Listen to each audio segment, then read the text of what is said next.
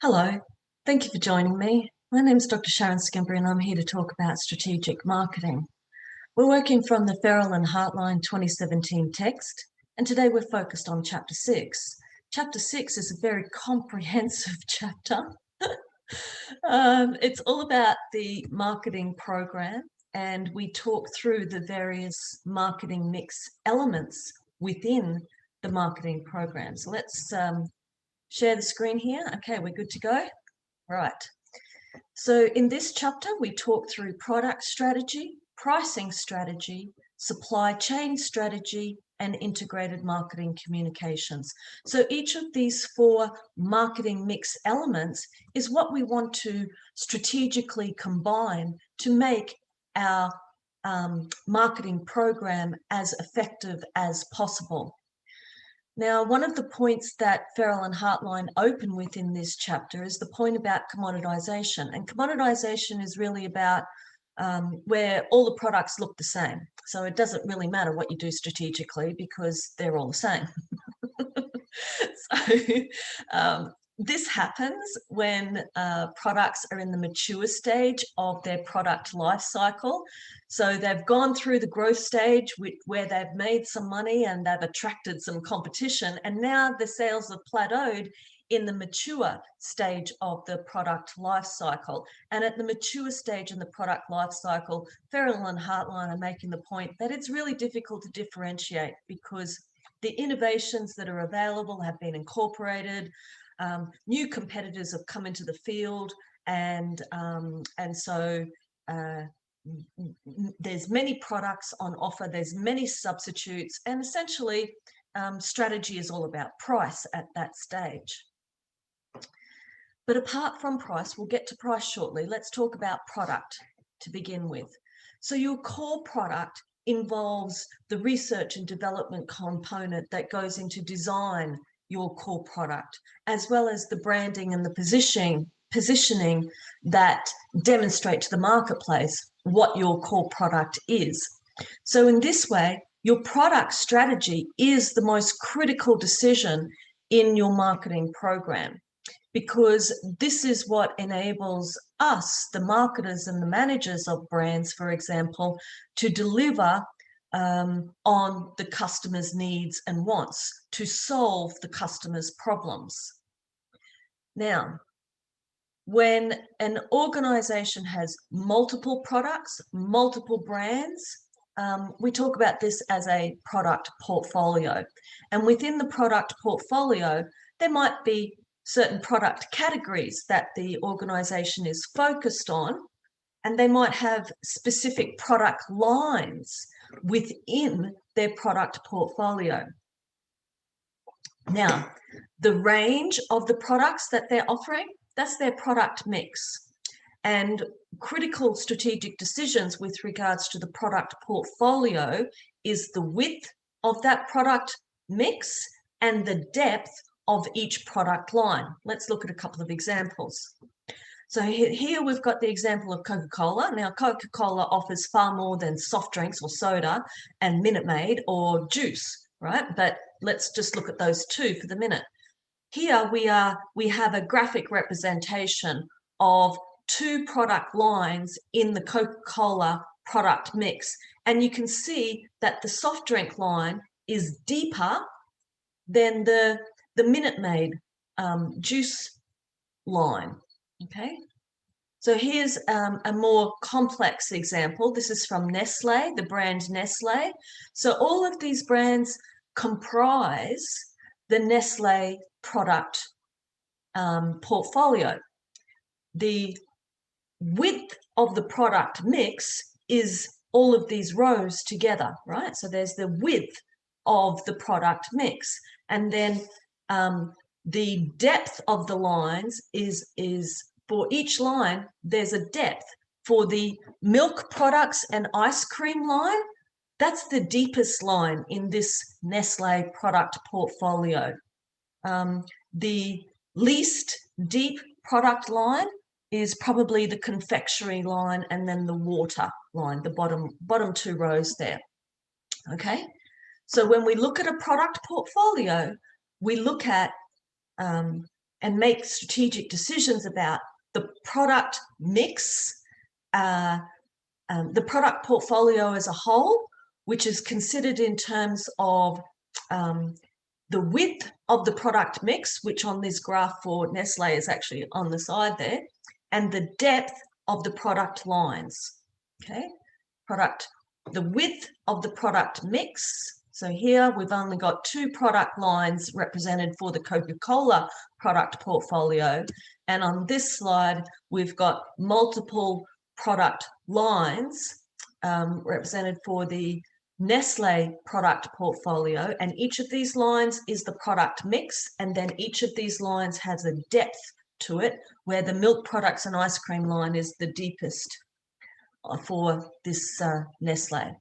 Okay, now there are advantages to offering a large product portfolio. For example, being able to achieve economies of scale and packaging design and the uniformity that can be achieved with a large product portfolio. In other words, standardization delivers efficiencies, and this extends to, for example, sales and distribution efficiencies. And when we have a large product portfolio that's branded as Nestle, for example, when we see the Nestle brand on a new product, then we're probably going to equate that to the quality standards of the rest of the Nestle product portfolio. So there's equivalent quality beliefs that can be established with a large product portfolio. Okay, switch gears, talk about pricing. Pricing is definitely an important consideration in terms of competitive intelligence and competitive advantage. It's one of the easiest things that we can change. And as we said earlier, pricing is really the main strategy when you're talking about products that have reached the mature stage of their product life cycle. Okay, but when we're talking about product strategy and making strategic decisions related to when we're talking about pricing strategy and making strategic decisions related to pricing, other than the sticker price, we need to consider perceived value. And perceived value is about the customer's subjective evaluation relative to the costs. And we're not just talking about money here. We're talking about perceived value. And here we've got a graphic representation of how customers maybe consciously or subconsciously consider the total benefits that they will receive above and beyond the total costs. So if we talk about costs, for example, again, apart from the sticker price, there may well be a psychic cost to consuming a specific product. There may well be an energy cost and a time cost that the customer will incur. Now, the benefits that they might derive might be, for example, an image benefit derived from the brand, and weighing up these costs and benefits is how the customer perceives the value of a particular product. And so as astute marketers, we need to understand what value does the customer perceive with regards to this product, and this can inform our pricing. So there's various ways that we can price. We can price based on market perceptions, customer perceptions, or we can price in terms of profit orientation, in other words, pricing to maximize the profit. We can price in terms of maximizing the volume of sales that we're aiming to achieve. We can price with regards to market demands. We can price with regards to increasing market share. And there's many more pricing objectives that can be considered. I'm just trying to give a simplified overview here. Now, it's a little bit difficult when we're talking about services, this question of pricing. Part of why it's difficult to price services, or it can be, is because it's really difficult or it's more challenging to establish the cost of production for services. But we being astute marketers and brand managers, we can deliberately use our service pricing to help balance the supply and demand during peak and off-peak demand times. So here we've got an example where the peak season example in week 35 on the right there shows that the majority of clients at this hypothetical hotel are business guests. There's no groups or conventions when we're in week 35 because it's peak season. There is a component of transient guests that take up the weekend packages. Right, that's when it's peak season, right? Oh, and we've got a baseline of airline contracts coming in. All right, we've also got that same baseline of air contracts in the low season in week 5. But the makeup of our guests at our hypothetical hotel is very different in week 5 as opposed to week 35, because week 5 is low season, it's off-peak season. And because it's off-peak, we have a smaller number of business guests and we have a smaller number of transient guests. We do heavier promotion for the weekend packages, and so we pick up some greater numbers of weekend packages coming in. But the bulk of our guests are coming from the groups and conventions segment of the market. And so basically, because it's off season, we are offering bulk buy discounts to group bookings. And effectively, we stimulate demand in our off-peak season. Now, the top 2 bullet points are the most important here. Basic pricing strategies. We can use a price skimming strategy or we can use a price penetration strategy. So I mentioned before that we can price to achieve a greater volume of sales, or we can price to achieve a greater market share. To do that, we'd probably use a price penetration strategy.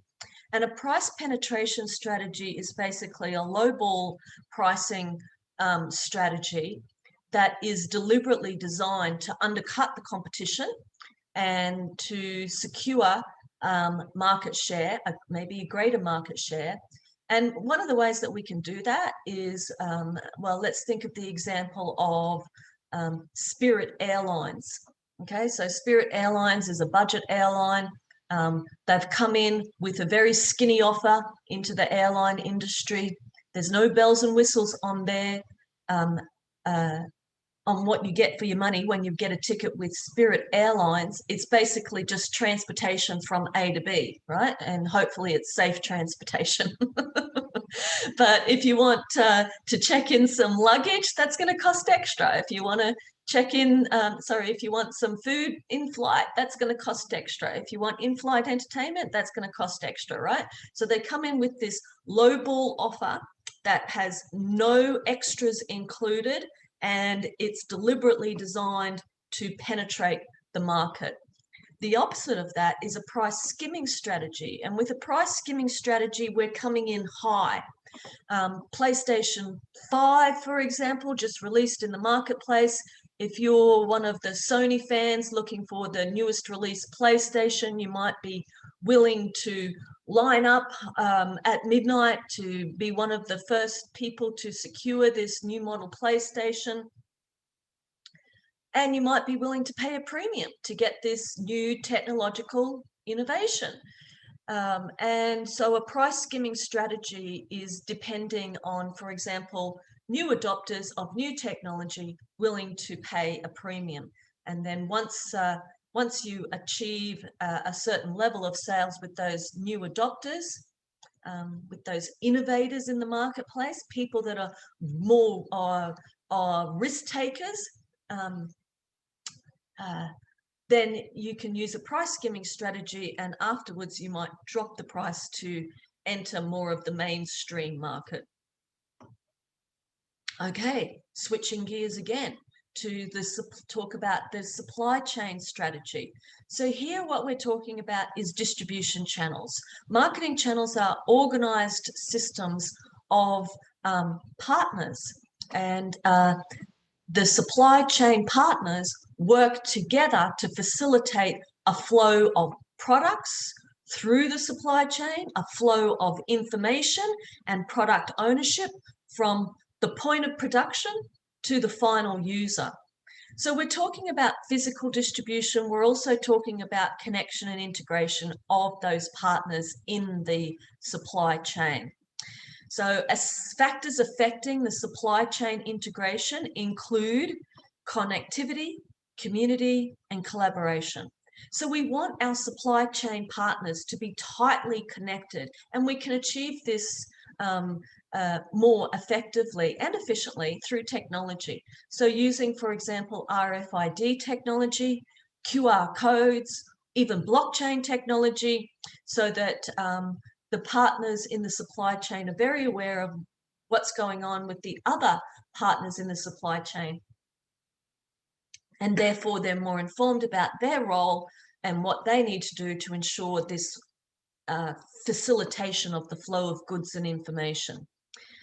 Now, we're talking about community here. You've heard me use the word partners. Well, we need partners to have a relationship, a partnership, and essentially a community. So within this community of supply chain partners, we'll be looking to have compatible goals and objectives amongst those individual firms. So essentially, those individual firms become interdependent. There's a collaboration because there's a mutual dependence amongst the firms, recognition of, yes, they are independent themselves in their operations, but we want to be able to collaborate across this supply chain, across the partners within the supply chain. So essentially, relationships and partnerships depend on trust, trustworthiness, integrity, and reputation. And to develop that trust, we're going to commit to cooperating. We are going to generate a mutually beneficial partnership where the strategic alliance generates advantages not just for your organization in the supply chain, but other partner organizations in the supply chain. So effectively, we depend on each other. Yes, we are independent in ourselves, but because of our cooperation and our collaboration, we are interdependent in the supply chain. And by establishing cooperation, mutual benefit, interdependency, all based on trust, we achieve stability and reliability in the system. Okay, now there's various ways that we can set up our distribution channels. One way to set up your distribution is as an exclusive distribution. So this is where you have exclusive outlets that have the right to sell your product. So you might see this, for example, with designer brands. Designer brands are not available anywhere and everywhere. They're deliberately only available in certain places. And sometimes these certain places are defined by geography. Okay, so let's step it up a notch, and instead of talking about exclusive distribution, let's talk about selective distribution. So selective distribution is where a certain number of merchants or outlets will have the right to sell your product. And again, sometimes this is defined geographically. Now, if we step it up again, we're talking about intensive distribution. So this is where we're maximizing the number of outlets where the product is made available. Okay, fourth gear, we're talking about integrated marketing communications, also known as IMC. So this is a strategic and coordinated use of promotional strategies where a consistent message is communicated out to the marketplace across multiple channels. We want to maximize the persuasive nature of those messages, but persuasiveness is actually not the only goal for marketing communications. Essentially, we want to have a 360-degree of the customer to do a good job at wholly integrated marketing communications. We definitely want to have a long-term relationship view of the customer and develop our relationship with the customer rather than just focusing in on short-term profit goals. So in taking a 360-degree view of the customer, we want to reduce or eliminate unnecessary messaging and inconsistent messaging. So part of what is very helpful here is technology, database technology, and social hub technology. This graph here is giving us a representation of the different components of IMC. IMC in the middle here, Integrated Marketing Communications, is made up of paid advertising, and we're talking about online and offline paid advertising. We can also talk about public relations and publicity. Now, sometimes public relations and publicity are confused, but to highlight the difference, public relations is driven by the corporation. It's driven by the organization. It's put out by the in-house marketers of an organization or their respective agency. Publicity is outside of the control of an organization, and it can be good, bad, or ugly, unless, of course, you think that all publicity is good publicity. Now, apart from advertising and public relations, our integrated marketing communications may include a sales aspect, whether that is person-to-person selling, so through a sales team, through a salesperson, for example, or through retail sales, or maybe online sales. Regardless of how the sales function is achieved, it needs to be consistent with the other marketing communications that are put out. Okay, now, sales promotion is our fourth component of integrated marketing communications. And of course, the way that we can communicate with the consumer market for our particular product is quite different to the way that we communicate to our business clients with trade promotions, for example. Okay, that's a very quick overview of IMC, but it is what it is. All right. Now, this graph is showing us the AIDA model, and the AIDA model helps us to understand what are our promotional goals across our IMC efforts. The AIDA model is an acronym for awareness, interest, desire, and action. And this graph is showing us that when you have these four different goals, when you're recognizing that the goal of your marketing communications is to generate awareness, then probably you want to use informational style of communications with comprehensive articles or advertisements that use an informational appeal, or maybe a podcast or a webinar, or maybe you want to have a comprehensive information on the landing page, and then your social media campaign is designed to drive traffic to that landing page. So these are various options you have to generate awareness. Once you've generated awareness, then you want to take the potential customer to the next stage and generate some interest. So here, your web content is very important.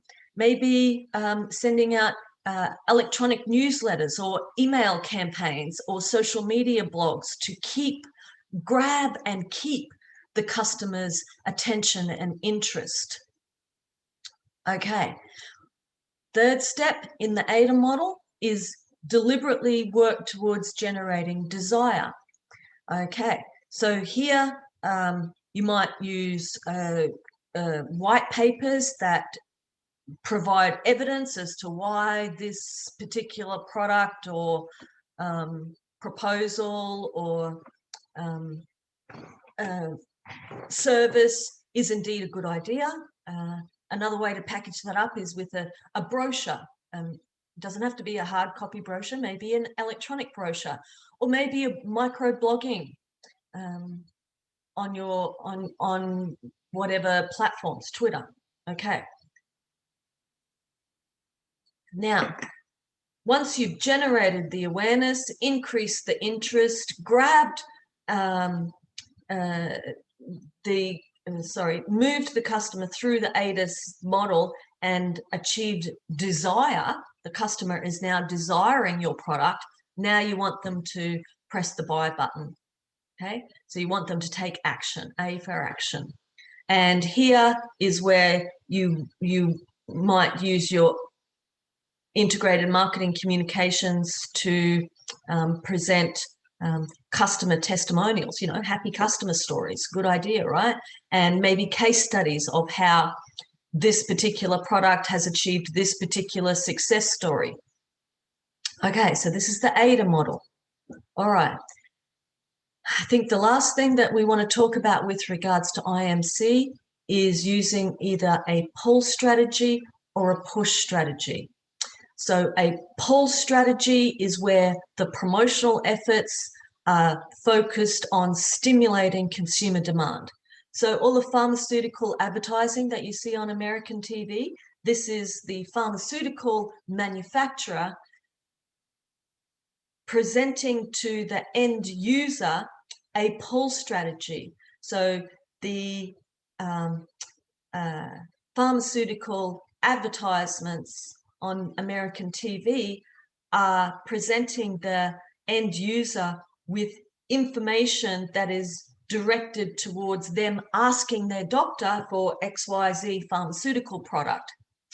So this is the manufacturer stimulating consumer demand. And in that way, it's a pull strategy. A push strategy is where the communications, where the promotional efforts are directed towards partners in the supply chain. So a push strategy, for example, would be a pharmaceutical sales representative visiting the doctor to say, here's some samples of XYZ pharmaceuticals. You're probably going to have some consumers that are requesting this product. So here's a few samples. So the pull strategy and the push strategy also need to be consistent, as we've emphasized in integrated marketing communications as a strategic decision. All right, there you go. There's a very comprehensive overview of the marketing program. Thank you very much for your attention, and I'll see you again soon.